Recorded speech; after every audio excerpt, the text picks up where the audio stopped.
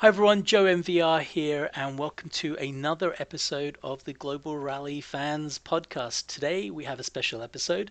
I'm joined by Dennis, Shinyo Osain, and Mechsicko, who's our special guest today. Guys, you want to say hi before we continue? Hi, Hello. everybody. Hi to all the listeners. Hello, everyone.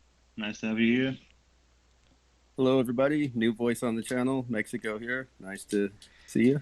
All right, good. So, Mechsicko's our special guest today, and he's the founder of the Expert Historic Rally Club, a Dirt Rally 2 club that is steeped in history. And we're going to find out more about the man and the club in a couple of minutes. But I just want to kind of say how excited I still am, even though it's been a few weeks already, about the partnership between Expert Historic and GRF. And it's something that I think is going to be great for both clubs, and it helps to keep the very cool concept of the Expert Historic Club going with more impetus, more momentum, more people than ever before.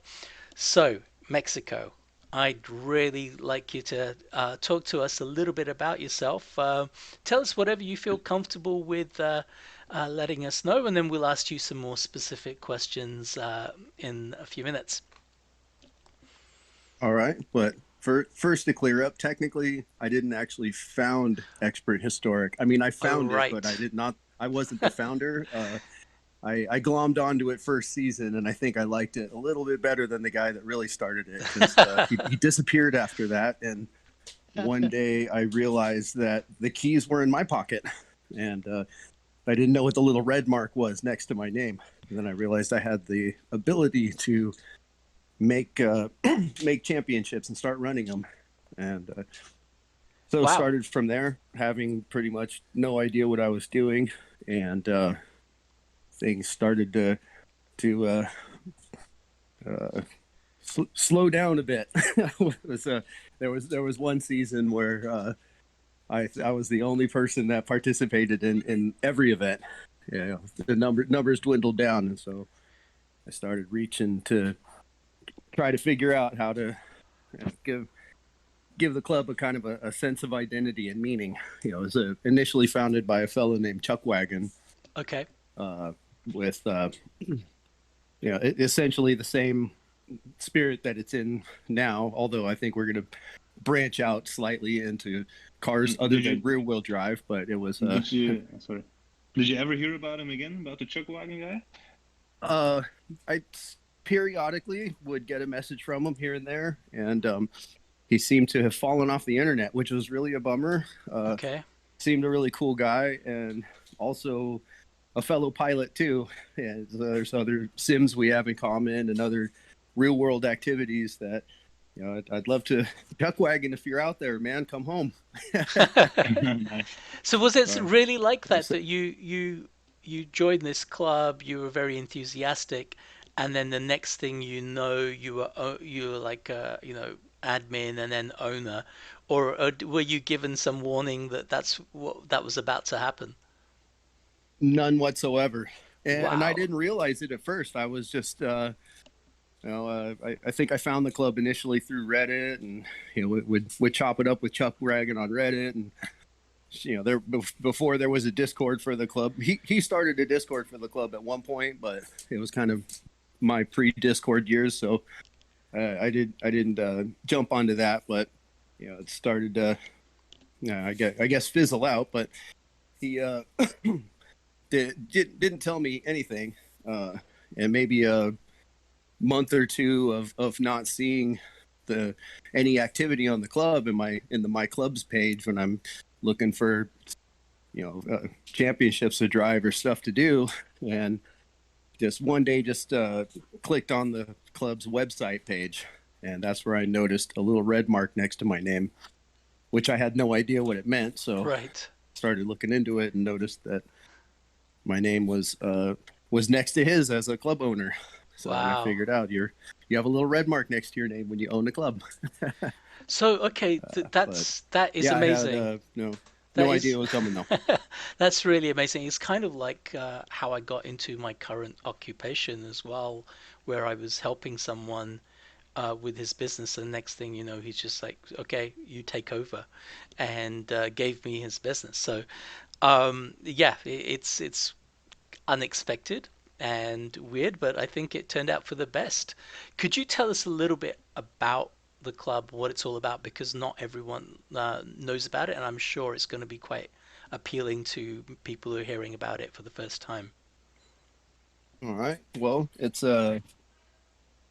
originally started as a rear-wheel drive only club, and so far has been untainted by front wheel or four-wheel drive. But we'll be fixing that in the near future. But rear-wheel drive only club. That the real appeal for me was the only club I'd run across that used, had the difficulty cranked up as high as you can, with no assists, hardcore damage, unexpected moments on. But what made it really stand out for me and really drew me in was that it was first person only.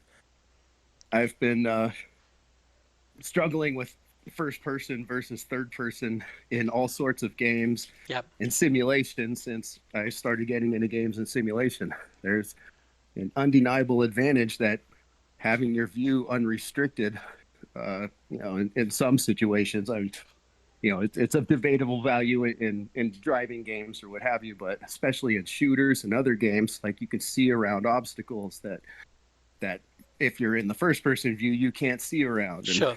all sorts of things like that. It really gives users that play that way a real advantage. And so it turns into either you accept losing constantly, or if you can't beat them, join them. And Yep. I don't enjoy the third person experience. I'm really drawn in by the ability of recreating the feeling of actually being somewhere doing something. It's just when you can kind of nail certain aspects of a simulation, it just really resonates with me. And Cool. so that made the club really attractive to me. Wow, finally I can kind of compete on what I see as an even playing field. Right.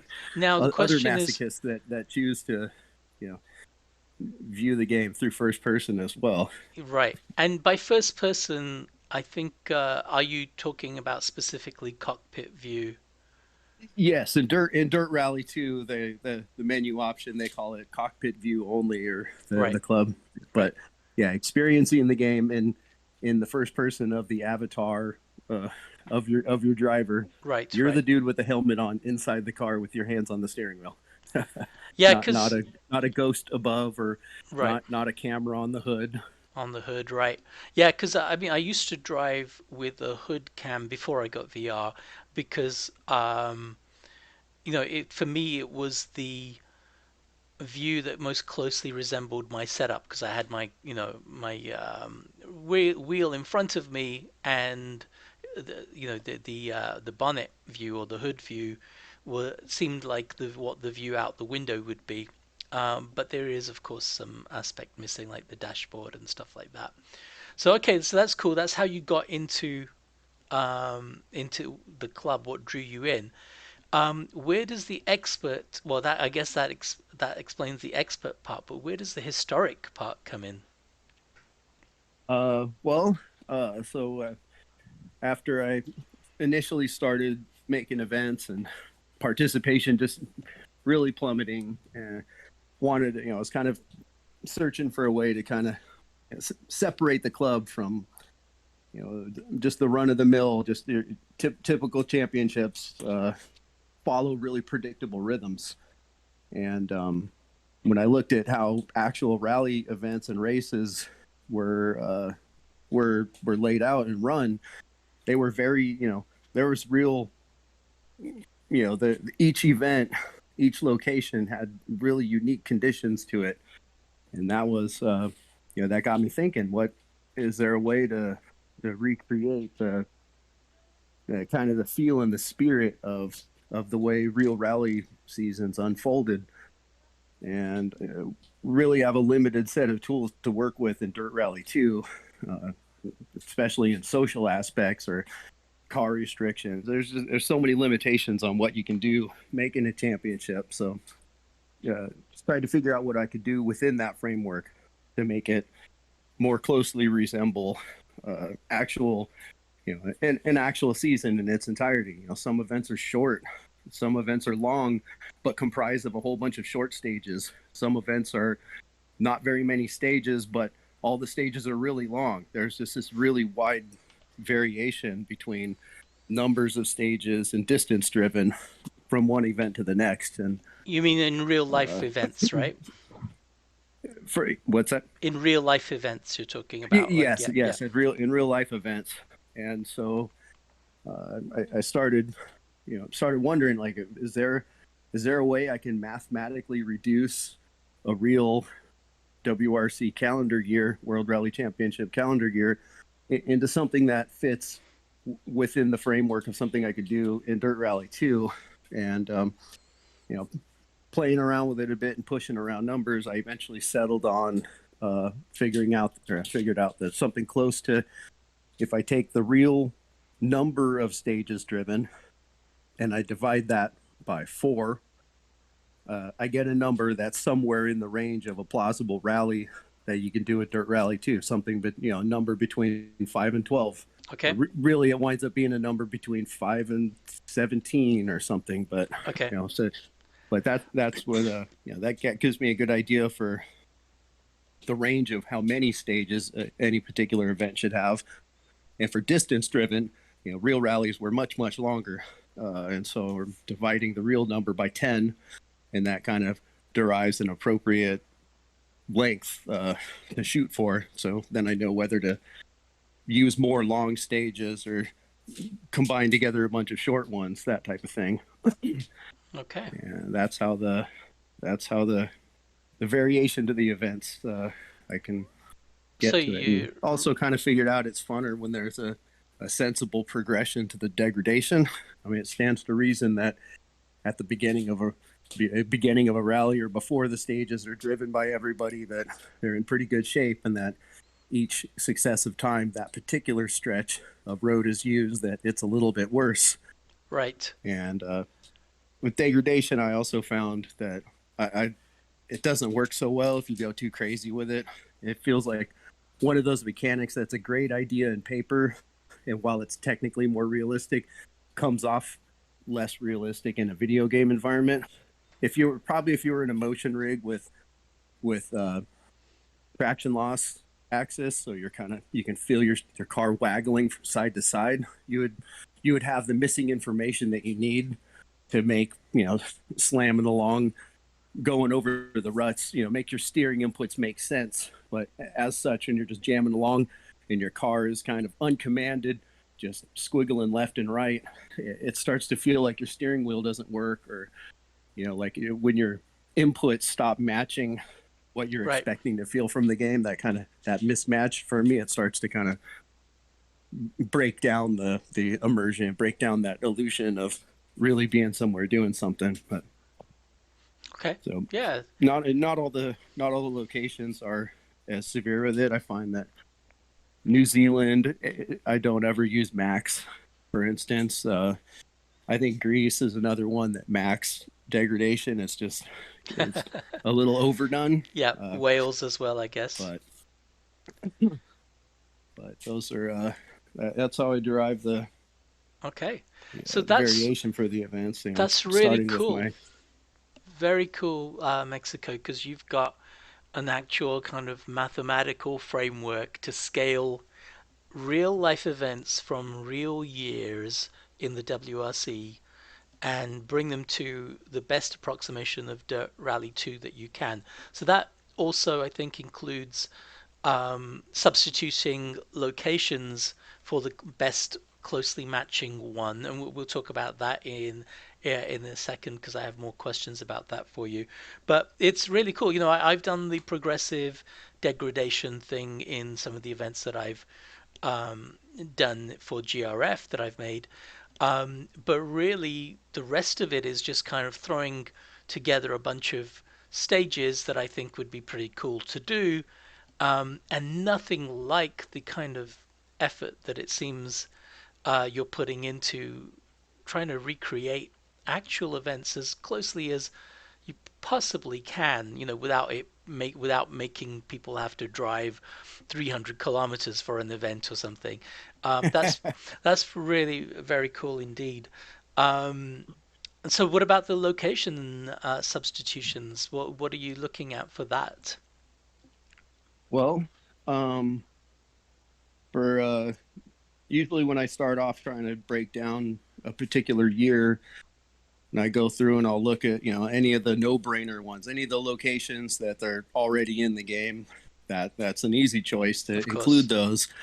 And then there's a couple along the way that are present in all of the historic events that are really easy to exclude because there's no fathomable way to recreate the Safari Rally, for instance, is a 5,000 kilometer monster with they don't have, it's not stages. There's just like 87, they call them control points. There's 87 control points along the way where you're driving not even on roads, just navigating open desert, and hopefully you find the dude with an umbrella or whatever standing out in the middle of nowhere to sign your little punch card so you can continue with the trek if you even make it. But no way to do safari, no way to do Ivory Coast.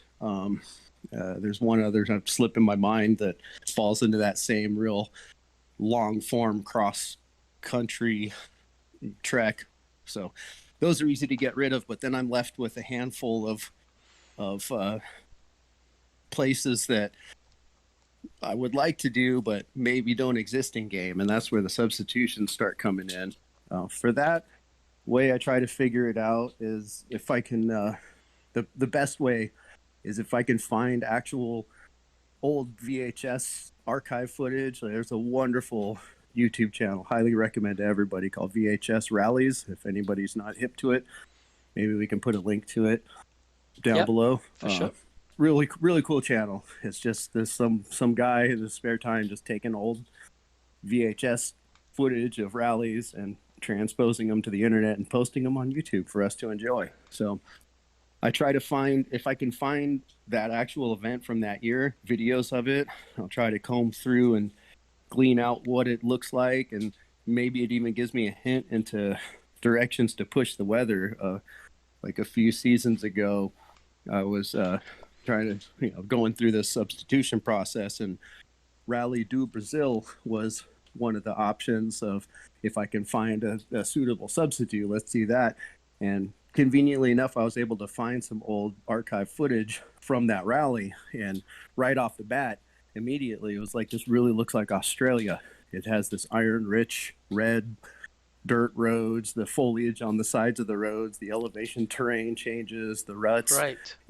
So I realized Australia would be a pretty good sub for that. And not only that, all of the footage I saw, it was raining like crazy. Okay, wet Australia is going to be our Rally du Brazil. And so if I can find a video, that'll go a long way to helping me rule in or rule out one place versus another. Wow. Okay. A while back, I did a poor substitution. I think I used Poland as a substitute for Portugal. I mean, they both start with P, right? Right. But it wasn't till a bit later, I think it was Fafaz that pointed out, Portugal actually looks a little bit more like Argentina than Poland. And and then I go and start combing, like, that can't be right. And I look, and sure enough, where they were doing the rallies in Portugal, if you squint, it kind of does look like Argentina. So that became my substitute after that. Thank you, Fafaz, for bailing me out there. So I don't always get it right. Everything is a work in progress. If anybody has ideas how to make things better, there's a suggestion box in the suggestion box channel in the Expert Historic Disco. And of course, you could drop it in the GRF Disco as well. I'm all ears. Let's make this better. Cool. Have you ever used the homepage EWRC? Oh yeah, definitely. You know that? Okay. There you'll find lots of pictures from all the cars, and you also see what weather there was, stuff like that. I think this could be helpful. But yeah, if you already know it, then it's fine. Yeah, I know it, but I feel like every time I go there, I'm just so overwhelmed by I feel like the information I'm looking for is so buried and jumbled in with so many other things. Like I'm used to finding the information easily on Wikipedia or some other really yeah. straightforward source. And on the EWRC, it's pages and pages and pages of stats. And I do find stuff there, and I've used it in the past to. There was one season, the year that I wanted to do, I couldn't easily find the lengths and the number of stages and the lengths, the distances driven. I think for the weather, their picture section could be quite well, because you can choose the season, you can choose the rally, and all you have to do then just choose a kind of famous car that ran the rally that year, and then you'll find tons of pictures of that car. Oh man, well thank you, because I always felt like there's this vast ocean of information there, and I need to learn how to swim in it, though I don't really know how the search functions work, and eventually I would just stumble across what I needed and then move on with things. But now honestly, I have a good reason to use the pictures. Use the pictures. It's really good. It will help you a lot, I guess, in setting up your rallies. Absolutely. Those pictures worth 1,000 words, especially if I'm trying to find that substitute or try and get some clues for weather. Yeah, there might be some good promo images as well that we're trying to, that we could take a look at and represent the rally with those images. That's very cool. Yeah, that would be super cool. Find actual shots from the actual rally. Yeah, no, that's great. Yeah. And so we've embarked on this partnership, and we've actually started our first Experts Historic Championship, and we're on the 1979 calendar. We've done Monte Carlo. We're almost finished with Sweden. I think you and I have not done our runs yet. It's H3 rear-wheel drive. How would you say it's going so far, Mechsicko? Well, it was really nice to see 80 starts, 75 finishes, I believe, in Monte Carlo. Those are pretty solid numbers. Yeah. I'm little surprised that the numbers are as much lower as they are in Sweden. Personally, I'll take 10 Swedens for one Monte Carlo. That's a lot funner of a location for me personally to drive. But it's strange that Monte Carlo just draws in the masochists, apparently. I'm really enjoying this. It's definitely been a shot in the arm for our participation and engagement, and a positive benefit on all fronts. Yeah, I couldn't be happier with the merge here. So do you think people are just waiting for the last minute to do their Sweden runs, or do you think Sweden is just not popular? Probably a little column A and a little column B, because at the top of the charts, the speeds have been pushed up to a point where just YOLOing it is probably not gonna get you there. Yeah. Definitely not for me. I won't speak for everybody, of course. So just been, Sweden's a location I really enjoy, as long as the visibility is good. That's another thing I shy away from when I'm making events. I try to not do things that severely impact visibility. Right. Because we were already deprived of so much of the other information, and when you reduce the visibility to a certain point, for me anyways, it just stops being fun. It's an endurance contest, not a enjoyable thing. Right. It's how much pain you can endure. That sort of makes Scotland a location I tend to avoid. And if I do any Scotland events, I almost never include any night events, because Cody's did something very weird with the draw distance, where your vision just sharply falls off. It goes like 100 meters out and then turns into a black wall, and that's not how things look at night at all. I can, when I'm in a real car at night with headlights shining, I can see stuff a whole lot farther into the distance. And it's fine if you're just driving H1 cars or maybe even H2, but once you get to H3 speeds on up, you're moving. It becomes a memorization game. So the people who do really well are just the ones who really memorize the stages. And to me, it's a little anti-rally. Yeah. It's not the night draw distance makes it where you're not really relying on pace notes and your visuals as much as remembering, muscle memory. But Okay. what was the question? The question was just why you thought that is Sweden less popular or Oh, right. and you mentioned that Sweden is cool as long as you can see, and then you brought up the very good point about Scotland. Recently in an Yes, event yes. that I created myself, I crashed out in the night stages in Scotland because um, yeah, I just couldn't Scotland is, see. Scotland, indeed, as Mexico said, the night stages are really, really strange. Yeah, On the rally that you created, Joe, I had the exact same issue. I couldn't see anything at night, or yeah, I thought it was really strange.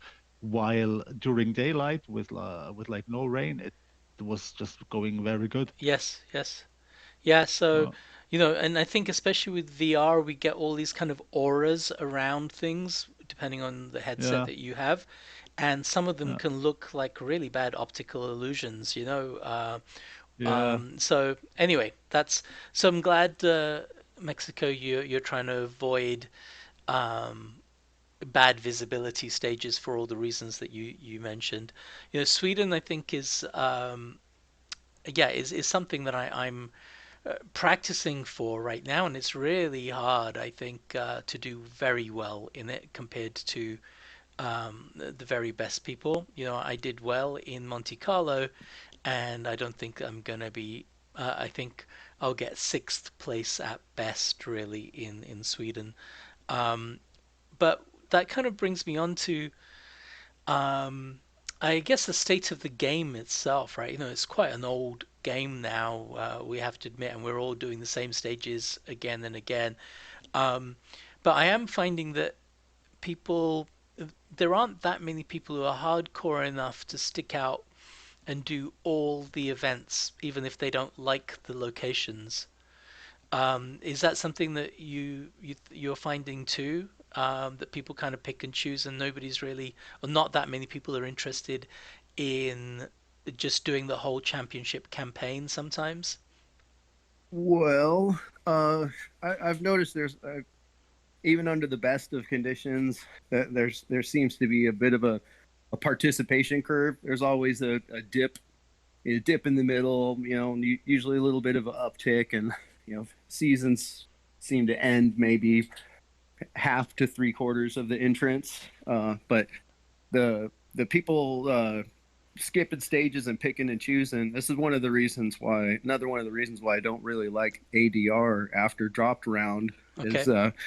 especially just makes a lot of folks, especially if they drive real consistent. There's that I don't have to suffer through that location I don't like because I'll just burn my mulligan card on that. But there's a lot to be said for it, but I feel like ultimately it kind of does more harm than good for having the option being there. But yeah, I don't really know a good solution to to Right. So the ADR is keep people slugging through the entire thing, other than making it a point system that's fair enough where regardless of people's performance, there's something to be gained out of it. If you have a right. really punishing point system where the just a few places down, there's no hope whatsoever of a redemption arc, even if the person at the top crashes out every event and you do great, you're still not going to catch them, kind of thing. I feel like that demoralization doesn't help. That's where having tiers. Right now we got a pretty big group. Well, how big the group really is yet to be seen. But I think splitting into tiers where there's two different levels of driving going on, I think would be a helpful thing for people that start Right. And we have the ability getting in browbeaten by the experience. Yep, we have the ability in GRF to do that. Our special events are run in three tiers of three levels of competition, and that's very cool.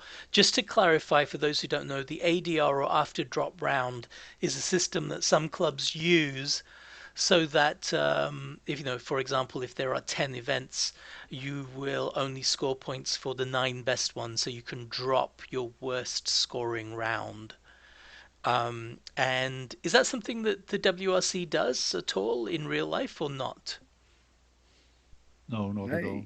I don't think so. No, okay. No. So Also, really, the real life point system is extremely brutal too. Right. It goes to the point I was just saying. If we just copied the WRC point system raw, I mean, you give most of the score sheet, most of the people winding up with 0 points each week.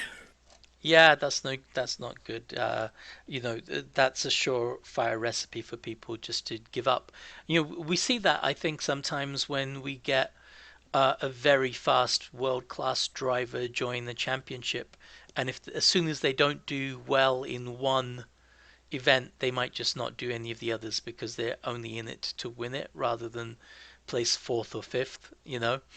Um, and that's kind of sad. It's always good to compete with the very best as well.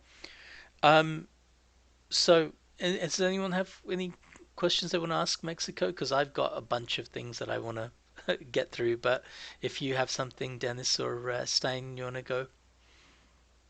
No, I'm Yeah, if listening one, very attentively. I'm very interested. So please continue. Okay, Dennis. I just have one question, Mexico. Have you always been into rallying, or I mean, or are you also into real life historic rallying and modern era rallying, or is it only for the game? I knew this question was coming. Well, I hope I don't disappoint any of my fans. My interest in rally came really late in life. As a kid, I grew up really, airplanes were what was cool, and cars were like what rednecks were interested in, right? And and my only contact with rally, like when I was really young, was seeing like Group B videos of like the road full of idiots while cars almost smash them, or cars almost crashing and killing people where they're only saved by the tree that they're barely covered by and standing behind while the car wraps around it in front of them, type of thing. And it just at that point in my life, it's like, wow, this looks like the stupidest thing in the world. I had no idea I was ignoring the most fabulous part of the golden era of rally history. I could have watched Group B unfold live if I had the sense. Although I do remember really enjoying what to me I called Mickey Thompson's off-road, but there's this whole weird sordid story involving Mickey Thompson and him and his wife getting murdered and all this stuff, and then it got changed to some other name, off-road. And then wait, but that was a game on the Nintendo, wasn't it? It was later a game on Nintendo. This was one I used to enjoy popping quarters in because it actually had a steering wheel and a pedal, a gas and a brake pedal. There were no gears. I actually think I have the Nintendo game. I have to check it out later, but I think I have it. And so this was would have been my first, I guess, foray into dirt driving. But that was an arcade game. Of years when I was already I was into simulation because I fly gliders in real life. Oh, okay. And since 2004 or 2005, I started flying in this glider sim called Condor. Okay.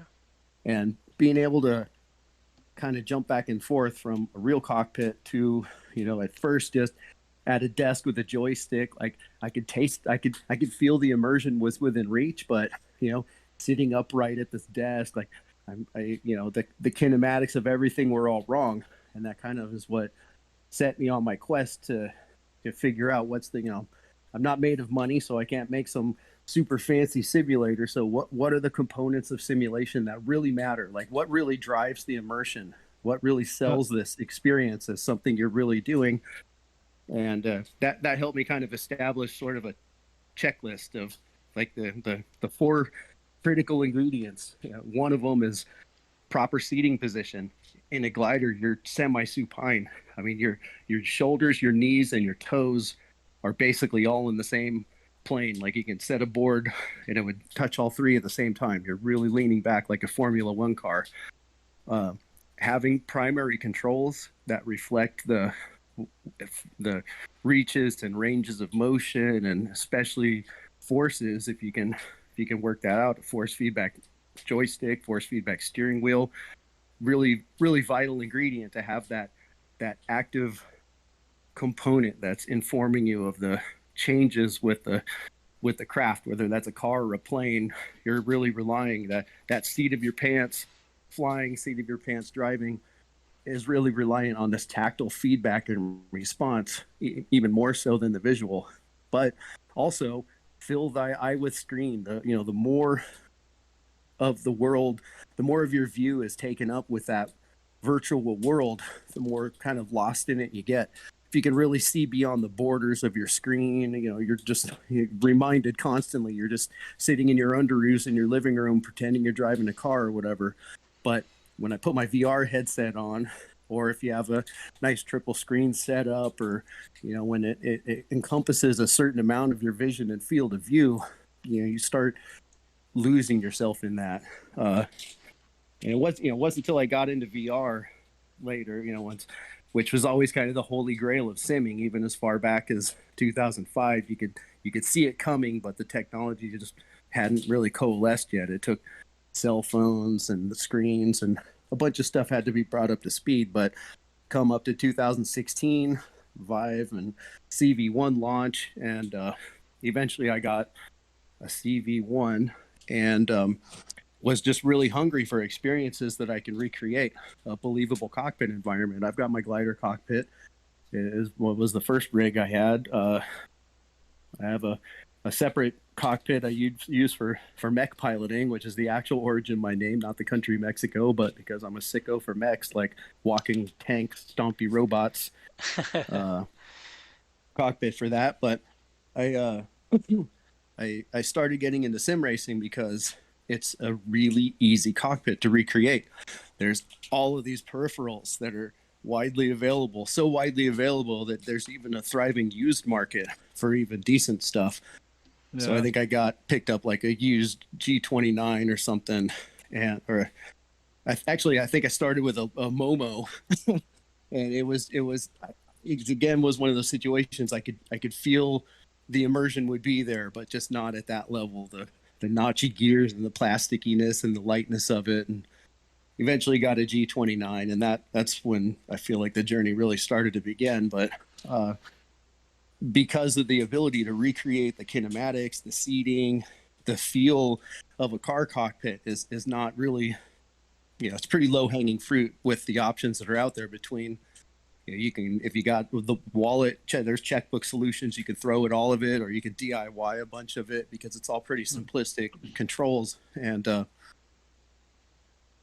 realized pretty quick though that I get bored driving in circles. Like going on a track and doing lap after lap, trying to shave a tenth off my hot lap or whatever. Just that really kind of had limited appeal, although it was fun in VR, just because of the, driving some exotic car in some exotic place, or just cruising around in a Assetto Corsa or whatever. But eventually, Oculus, the company, bribed Codemasters to add virtual reality support to Dirt Rally 1. And that very quickly became kind of the go-to, the benchmark, like driving VR experience for immersion, because there's a lot of things in rally driving that really sell the experience. You're bounding along these ungroomed roads, and there's trees flying by and rocks and all these obstacles and close proximity things that really drive home the speed that you're driving at a lot more than, you could be doing 180 miles an hour in a Formula One, and the grandstands are whipping by, and it feels fast, but it feels a lot faster just driving 60 miles an hour on some crappy dirt road, trying to negotiate bends with off-camber turns. Yeah, true. The sense of speed that you get from it, plus the locations are just beautiful. It's very not boring. And you can also just stop the car and quote unquote get out, which I like to do, and in VR, soak up the sceneries. And even in Dirt Rally 1, it was obvious that Cody's kind of stumbled on something special, like their world building, their environments are substantially more detailed than So can any you other say that driving sim that again, I've seen, at Mexico? least any that work in VR. You know, most of them, even if you just stop the car and look around at everything, it looks like paper mache and cardboard cutouts, and it's meant to be viewed doing 100 miles an hour. I think we had a bit And of a let alone if sound. you get out of the car, and then the worlds feel really static and lifeless. But in Dirt Rally, especially Dirt Rally 2, there's just all of these little details and elements that a lot of people might not notice, but I sort of focus on, and it really draws me in. If you stop the car and get out, there's volumetric clouds that are moving. There's airliners kind of stitching in and out of those clouds. You can hear small aircraft droning overhead. There's soaring birds circling. There's flapping birds flying to and fro. Insects buzzing about. The spatial audio. You can hear the rushing water from the direction the water would be rushing from. The moving leaves and all the trees. Like, it's like the world building, especially Dirt Rally 2. Its levels are more detailed than half of the games that are made to be experienced on foot in VR. I mean, I guess that's probably what helps make it run like a pig, but Yeah, very man, does it look interesting. good. So Never Mexico, realized that, but I also do not play in VR. right? Yeah, Yeah, I don't Mexico. think you can get out of the car No, unless you not have at your all. headset. No. Maybe if you were using track IR like head tracking, because that's 6 degree of freedom tracking too. If you had that on and you're still within the tracking range of the cameras. I use a console. Oh, well. I'm sorry. No problem. None of that Nothing, luxury for me. no knock on consoles at all, and I'm glad that Dirt Rally 2 No. is an option there too, a viable one. No, I'm fully aware that there's a lot more possibilities that you have on a PC than on console. So yeah, just in peripherals alone, just being able to make your own joystick, make your own handbrake or whatever. You don't have to worry about PlayStation of course, compatibility.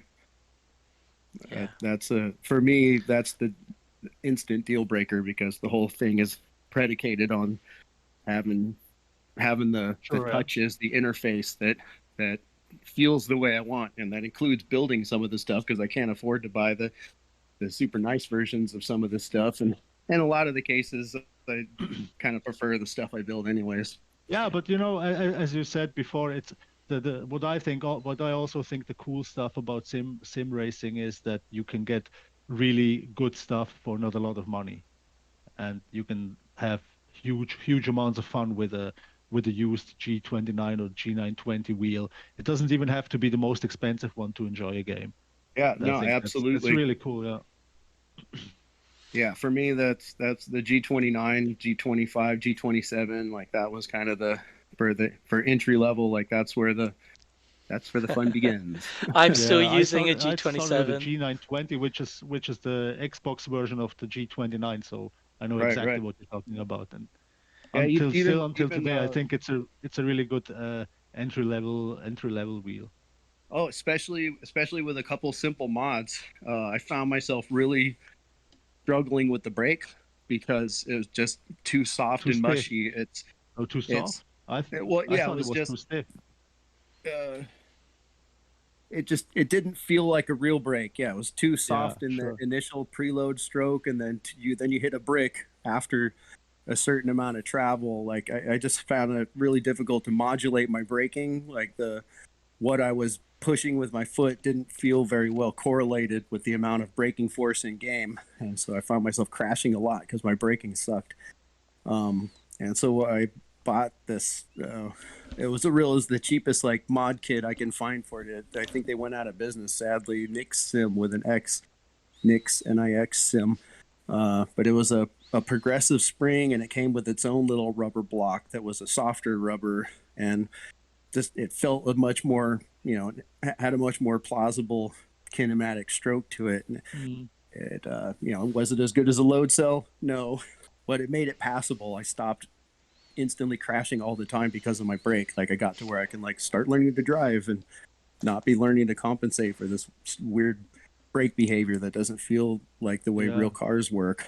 And then also the shifter, I felt like the shifter, the forces of it were just way too light. And so I found a video, somebody figured out how to increase the preload tension on, there's a little there's a little spring-loaded detent ball that determines like how hard it is to chink through the gates. And so I increased the spring load tension on that. Then I made a little knob extension so I could accept real shift knobs. So once I had this little extension, a real shift knob on it with increased forces, like that.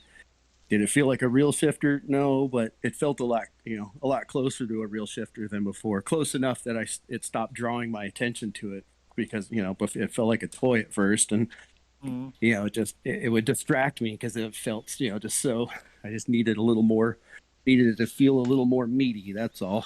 So to me, Mechsicko, it seems that you're really drawn into the whole experience of immersion, as much realism as possible, and that's the theme behind the Expert Historic Championship as well.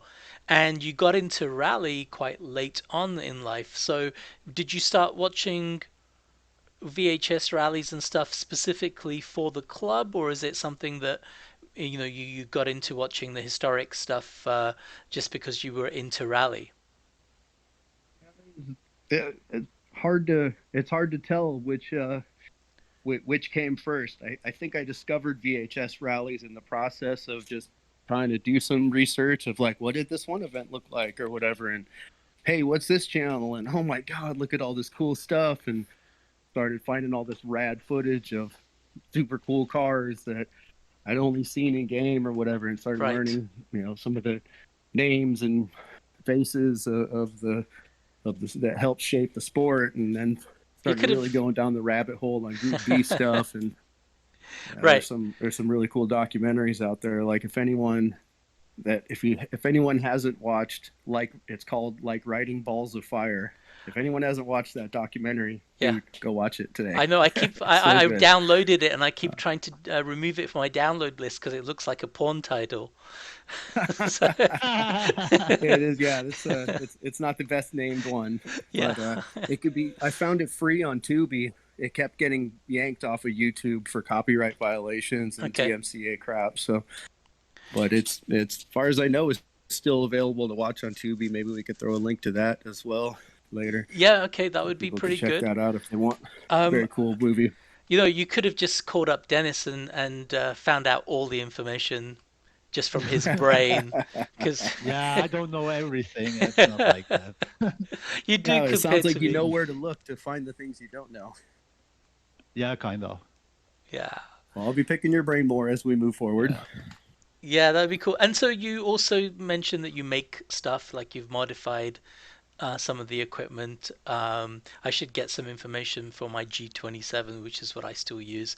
But talking of the things that you make, one of the things that really caught a lot of people's attentions are these beautiful trophies that you've made in the past for people. You want to tell us a little bit about that before we wrap up? Yeah. So that was sort of goes back to another question of like, what can we, you start having the lack of feeling like there's something at stake, right? Like when I play this game and I'm into a season, like my heart is pumping. I really care about the outcome of that event, and it's just, I think I remember Wookie talking about this on one of your original podcasts, and it's just how, eventually you get to that point, you realize like, dude, I'm an old man just sitting in my living room, like this is silly, but then you can't help but get kind of invested into it. Mechsicko, you're cutting out. I can't hear you right now.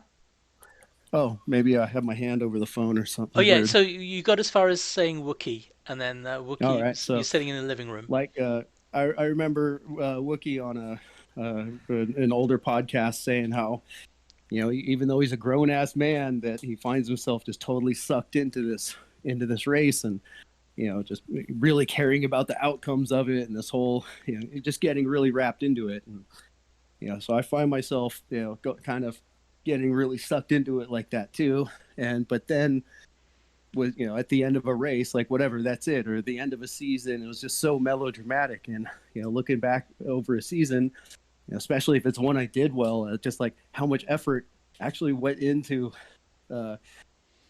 getting prepared for each race and having the car all tuned.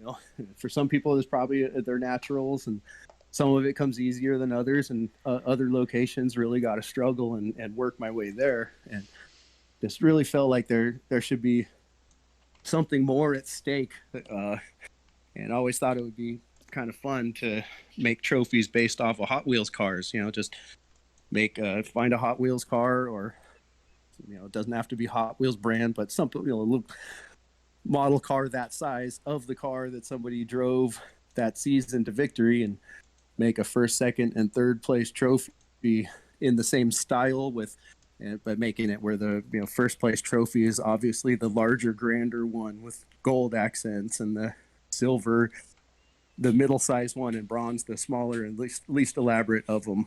Just kind of a standard trophy format, but just seemed like it would be a fun thing to do.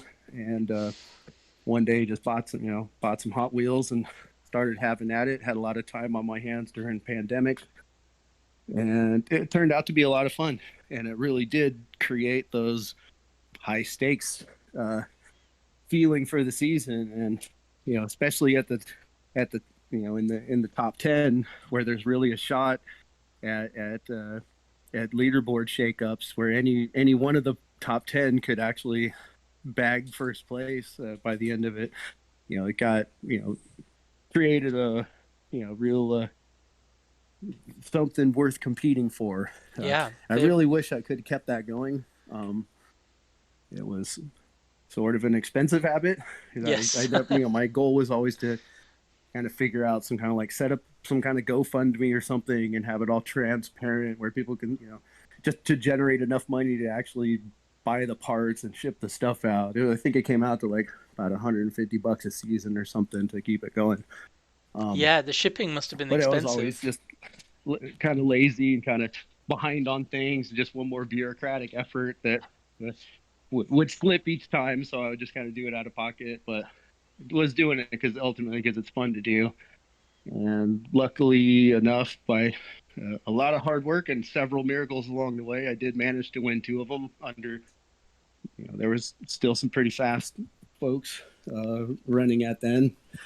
Right, Ed Rosa, Pookie, Typecast Wookie. To actually be able to make myself one. Did you bother to make yourself one in the end?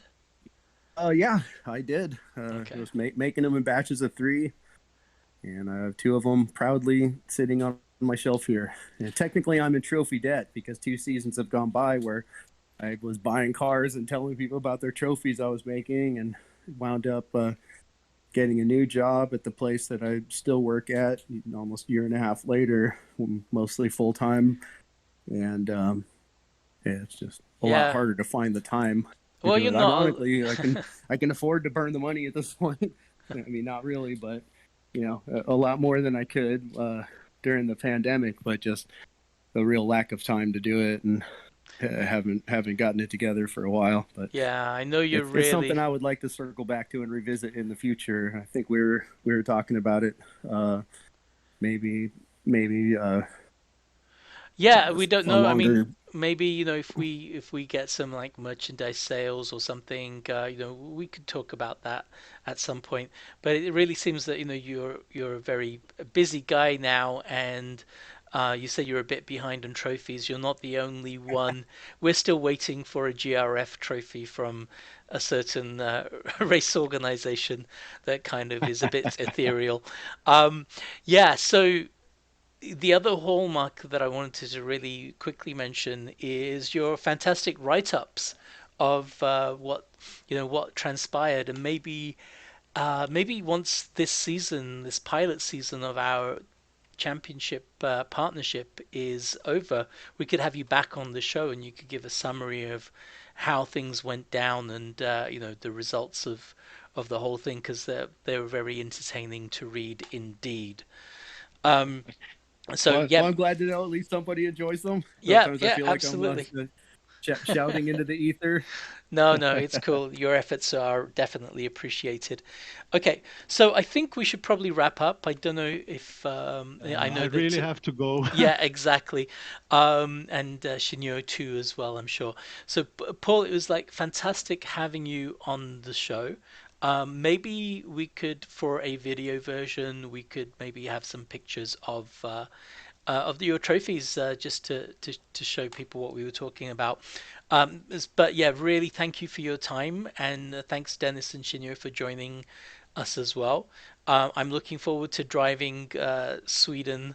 Well, not really, but I'm going to do it, and the rest of the competition because there's some very fast top level people to compete against, and it's a great opportunity to drive against world class drivers. Paul, thank you so much for doing that, joining forces with us, and appearing on the show. Well, Oh, thanks. Joe. Thanks, Mechsicko. Yeah, well, yeah, thanks for having me. Yeah. Pleasure to join forces with such a prestigious outfit as GRF. You guys have always been my other favorite club for a while, and we had a lot of crossover with drivers and members anyhow. So feels a pretty natural fit, and definitely appreciating other people doing some help with all the lifting that they're doing. Um, yeah, I was feeling bad where things were stagnating and wasting away when it was just hinging on me getting around to it. So Yeah, yeah, thanks well, for it was thanks for definitely a project sparking this worth into doing. motion. Yeah, definitely. I think it's worthwhile for us all. So great. Shinyo, Dennis, thank you for joining me. I know you guys have to Yeah, run. thanks for having us. Yeah. Okay, take care, everyone. Yeah. I'm signing out. Thank you. We'll Okay. Good evening. we'll have another Bye. episode soon. Thank you. All right, bye Goodbye. Bye. everyone.